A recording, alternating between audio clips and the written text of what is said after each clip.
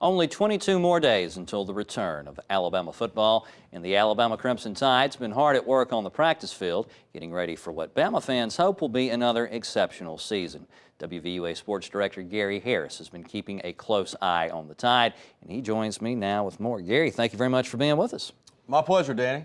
And you have been out watching the Tide practice all week long? Yeah, you know, you mentioned 22 days away. They've only been practicing a week, and it seems like it's been longer than that. A lot has happened in this first week, from 2 practices last Friday with the veterans and then a newcomers practice that night, to putting on the pads earlier this week, to Fan Day this past Sunday, to some injuries already. So it's been an eventful first week for Alabama, but all in all, it's been a good week. And we're looking at some practice from video from practice this morning, and that's a big story that happened yesterday. Dante Hightower, the outstanding All-SEC inside linebacker, number 30. You see his left hand bandaged and taped heavily.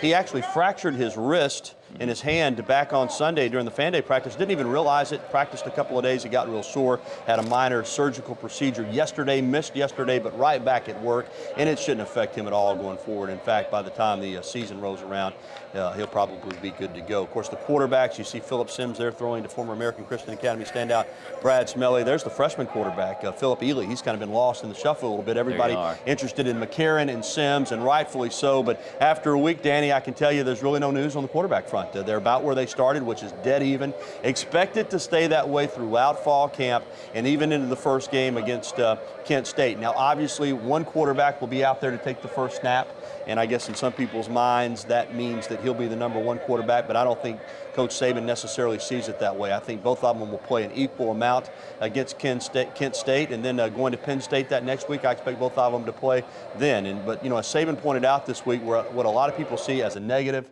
he sees as a positive, and that's the fact that they've got 2 quarterbacks that are pretty much equal in ability and good enough to play, instead of just having one quarterback that's good enough to play. Then if that quarterback goes down, you're in trouble. Both these guys are pretty good. So this is a good-looking football team. They're going to practice again tonight. 2-a-days today. They practiced this morning as we're watching that video. They'll practice again tonight. And then tomorrow, Danny, a big day, the first scrimmage of the fall tomorrow afternoon at Bryant-Denny Stadium. So that'll be a big, big day as far as practice is concerned. And, you know, Saban has talked about taking what you've learned in practice and applying it out there on the football field tomorrow and letting it all hang out, because that'll be a game-type situation. And that'll be an opportunity for the players to step up and distinguish themselves. And maybe after tomorrow, we'll have a better idea if there actually will be a starting quarterback, or if we are going to go into this sort of unknown territory for Alabama fans where you have 2 quarterbacks that take turns playing. I don't think we've seen that since Tyler Watts and Andrews out, right? Probably so. And no depth chart released yet, and I don't know that there'll be one released after the scrimmage. You know, Coach Saban says, don't worry about that. We've got it all under control. Don't need a depth chart. But yeah,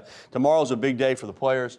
Not so much for the fans. I'll remind folks the scrimmage is closed, so don't show up at the stadium wanting to get in to watch the scrimmage tomorrow. You'll be disappointed. Yeah, it's closed to the fans. But instead, they could go to. You had a friend in here earlier. Yeah, today, Daryl Furman. And before we close out, big news here. A former Alabama football player with me today. We'll hear from him tonight at 5. But this A-Day, Rivals Unite football game coming up tomorrow night at Spain Park High School at 7 o'clock is huge. Between 175 and 200 former Alabama and Auburn football players coming together to raise money for the Governor's Relief Fund for tornado relief. 4:30 the kids zone will start. 5 o'clock an autograph session. 7 p.m. the football game at Spain Park High School. This is going to be a huge event, and a lot of money is going to be raised. So go to Spain Park, go to the flag football game. Don't come to the stadium. Yeah, it's the Iron Bowl relived. I mean, this is going to be some of the greatest names in Alabama and Auburn history getting on the field one more time to square off for the